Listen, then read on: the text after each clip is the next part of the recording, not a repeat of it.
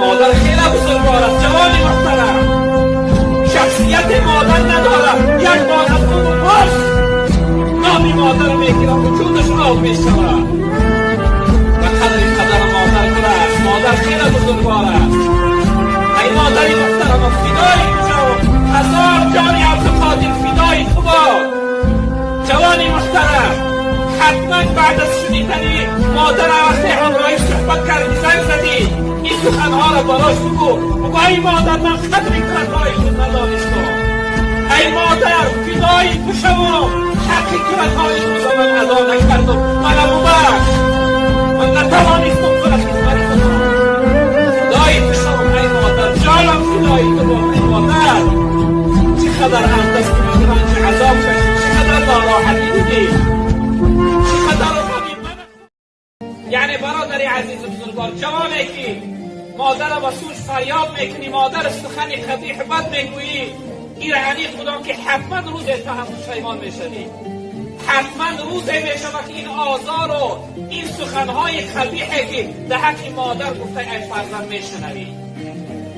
رب العالمین ما و شما را در قرآن تعلیم داده است که ما باید با پدر و مادر چگونه مناسبت داشته باشیم، چگونه معامله داشته باشیم.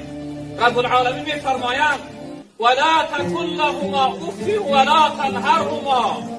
ای جوانی محترم، برای خدمت پدر و مادر، برای اطاعت پدر و مادر اف نگو. کلمه اف چی کلمه است؟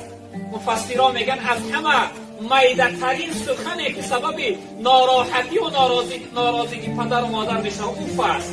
یعنی در نزدیک بشید اوف میگویی، یعنی خسته شدم، دل زده شدم. ای مادر، ای پدر، یعنی کلمه اوف خداوند ما را منع کرده است. اگر اوف بیکاری هم باشه، خستگی کار زندگی هم باشه، خداوند تعلیم داده در نزد پدر و مادر اوف نگو، وای ناراحت میشود، وای غمگین میشود. میگوید فکر میکنی فرزندی من چی غم داشته باشم، چی مشکلی در حیاتش آمده باشد. ولا تقل لهما اف ولا تنهرهما. ای بدبخت، ای جاهل، رب العالمین برای تو امر کرده است به سوی مادر فریاد نکن، به سوی نزد مادر صدا تا بلند نکن. ولا تنهرهما.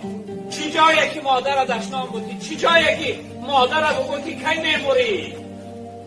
وای به حال چنین فرزندان. انشاءالله رب العالمین حتما این ناجوان مرد از فرزندش این آزار میبینه.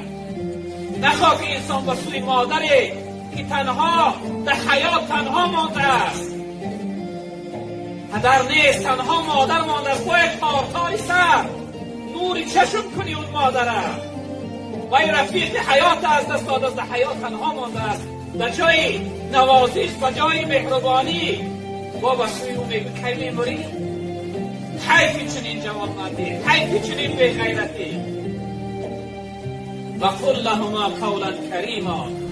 رب العالمین ما را تعلیم داده است که برای پدر و مادر سخنهای خوب بگویه. برای پدر و مادر وقتی در نزد پدر و مادر شدید با او به نوازش و مهربانی صحبت کن. پدر جان، مادر جان، نور چشم من، قوت دل من، جان من، همه من فدای تو باد. ای مادری عزیز چقدر بزرگوار است که فدای تو شوم. ای کاش که این جان من هزار جان میشد، فدای تو میکردم. ای مادر بسیار بزرگوار است.